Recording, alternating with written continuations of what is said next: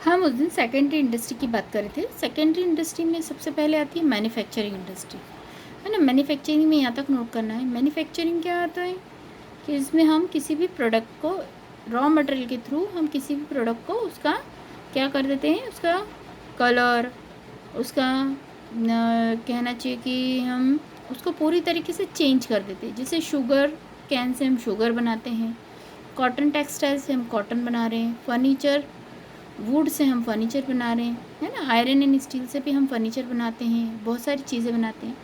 अब manufacturing industry को भी हमने 4 पार्ट में डिवाइड किया है।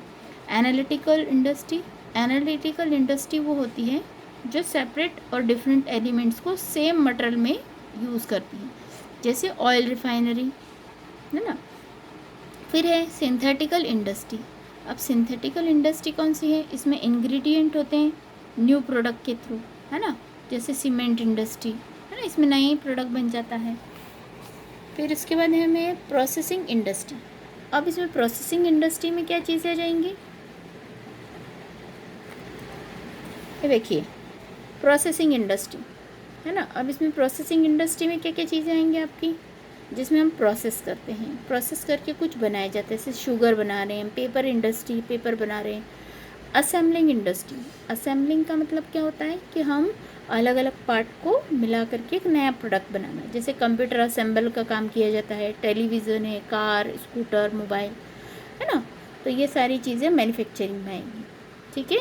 अब स्केल ऑफ प्रोडक्शन की बात करें तो स्केल ऑफ प्रोडक्शन के आधार पर स्मॉल स्केल इंडस्ट्री है, छोटी छोटी इंडस्ट्री जैसे हैंडलूम है, स्पाइस मैन्युफैक्चरिंग है, ये सारी चीज़ें किस में आएंगी, स्मॉल स्केल इंडस्ट्री में। अगर हम लार्ज स्केल इंडस्ट्री की बात करें तो लार्ज स्केल इंडस्ट्री में कौन कौन सी आ जाएगी, जो लार्ज लेवल पर काम कर रही है। कौन कौन सी है, जैसे आयरन एंड स्टील इंडस्ट्री है, कॉटन टेक्सटाइल, सीमेंट इंडस्ट्री, ये सारी। फिर है कंस्ट्रक्टिव इंडस्ट्री।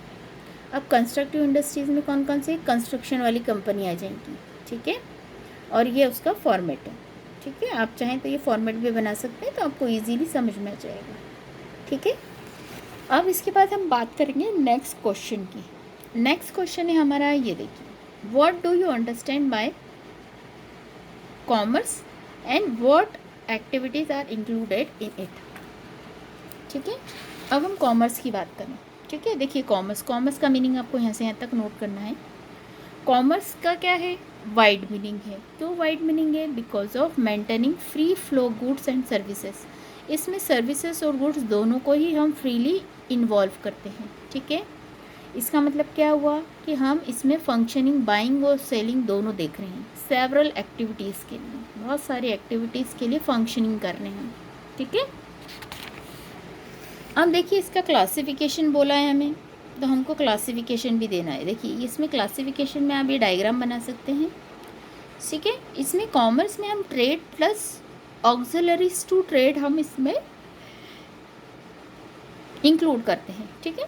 इसमें ट्रेड में इंटरनल ट्रेड और एक्सटर्नल ट्रेड, आपको पता है इंटरनल ट्रेड में होलसेल और रिटेल दो ही होते हैं, और एक्सटर्नल में इंपोर्ट, एक्सपोर्ट और इंटरपोर्ट, ठीक है। मतलब इंपोर्ट करवा के और दूसरी किसी को एक्सपोर्ट कर देना, वो इंटरपोर्ट कहलाता है, ठीक है।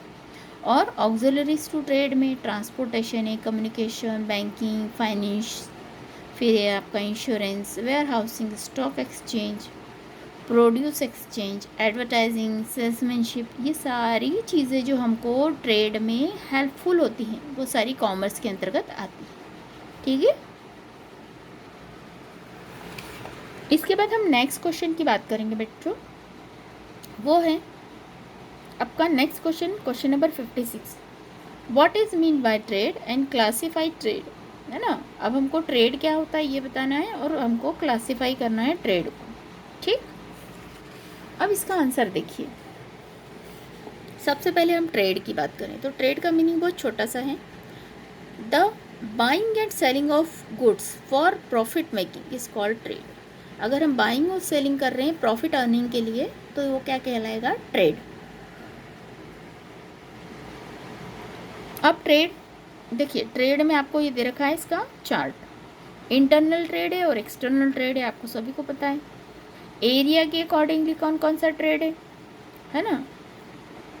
लोकल ट्रेड, प्रोविंशियल ट्रेड और नेशनल ट्रेड, है ना। स्केल के आधार पर होलसेल और रिटेल, और एक्सटर्नल में इंपोर्ट, एक्सपोर्ट, इंटरपोर्ट, ठीक है। अब सबसे पहले हम इंटरनल या होम ट्रेड की बात करेंगे। इंटरनल ट्रेड क्या होता है?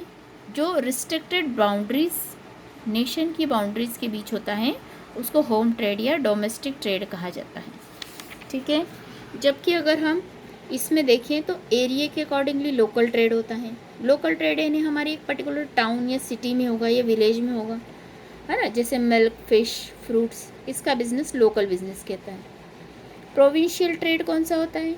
जो एक पर्टिकुलर प्रोविंस यानी एक पर्टिकुलर स्टेट के बीच में होता है, जैसे इंदौर टू भोपाल, है ना, तो ये प्रोविंशियल होगा।